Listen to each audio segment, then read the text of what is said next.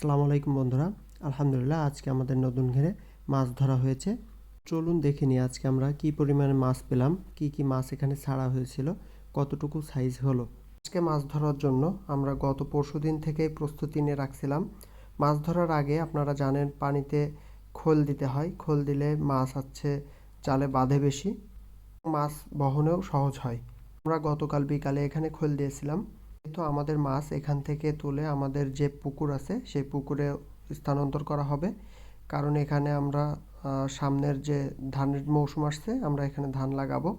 তো মাছ এখান থেকে তুলে দেওয়া হবে। পানি কিন্তু এখানে অনেক কমে গিয়েছে, আপনারা দেখতে পাচ্ছেন পানি কিন্তু হাঁটু পর্যন্ত হয়ে গিয়েছে, যার জন্য এখান থেকে মাছ যা আছে আমরা তুলে আমাদের অন্য পুকুরে সরিয়ে নিব।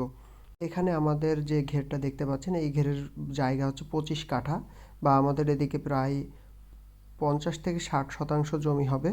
এখানে আমরা গত 2 মাস আগে লিজ নিয়েছিলাম এবং রুই, কাতল, মৃগেল, গ্লাস কার্প, বাটা এবং ব্লাড কার্প দিয়েছিলাম। এখানে যে মাছ দিয়েছিলাম প্রতি কেজিতে 10 পিস করে মাছ হয়েছিল, এমন মাছ এখানে ছাড়া হয়েছিল। আজকে দেখতে পাচ্ছেন এখন আমরা কিন্তু এখানে জাল টানা শুরু করে দিয়েছি। আমাদের এদিকে জাল ভাড়া বাবদ প্রতি জাল 40 হাতের যে জাল আছে সেটা হচ্ছে 50 টাকা করে দিতে হয়। সকালে আব্বু গিয়ে এই জাল নিয়ে আসছে।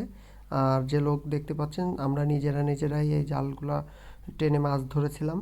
যেহেতু এ জায়গায় বেশি পরিমাণে মাছ নাই এবং এই মাছগুলা বাজারেও দিব না, এর জন্য আমরা নিজেরাই এটা টেনে যতদূর পারি তুলে নিয়েছিলাম। এরপর এখানে পানির সেচ দিয়ে আমরা পরবর্তীতে আবার মাছ আহরণ করব।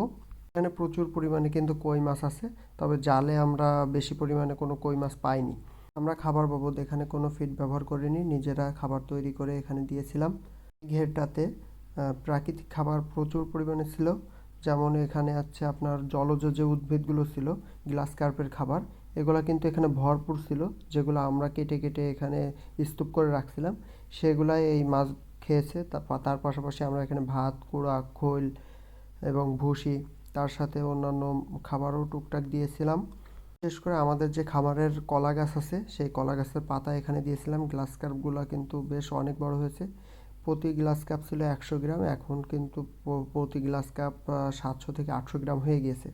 দেখতে পাচ্ছেন এখানে কিন্তু মাছ ছাড়া হচ্ছে। এই মাছগুলো আমরা এখানে জীবিত অবস্থায় রেখে এখান থেকে ভ্যানে করে আমরা আমাদের পুরো যে পুকুর আছে সেখানে নিয়ে যাব।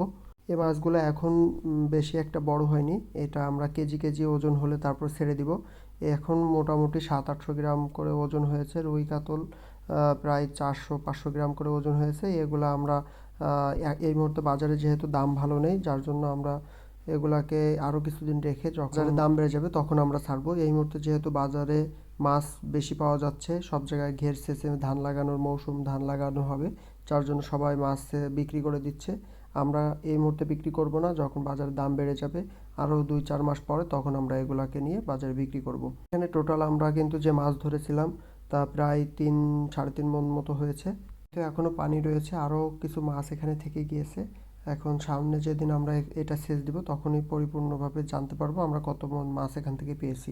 এই মাছে কোনো ফিড বা সার ব্যবহার না করার কারণে মাছগুলো খুবই সুস্বাদু হয়েছিল। আমরা নিজেদের খাবারের জন্য এখান থেকে মাছ ধরে নিয়ে গেছিলাম। যারা এই মাছ খেয়েছে সবাই খুবই প্রশংসা করেছিল আমাদের। এখন ভ্যান চলে আসার কারণে আমরা এই মাছগুলোকে হাঁড়িতে করে ভ্যানে উঠায় এগুলো আমাদের ওই পুকুরে নিয়ে চলে যাচ্ছি।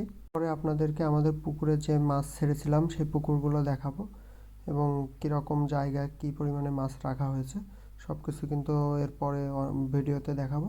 আজকের মতো এ পর্যন্তই। সবাই ভালো থাকবেন, সুস্থ থাকবেন এবং আমাদের জন্য সবাই দোয়া করবেন। আমাদের ভিডিওটি ভালো লাগলে আমাদের চ্যানেলটি সাবস্ক্রাইব করে আমাদের সাথে থাকবেন। আল্লাহ হাফেজ।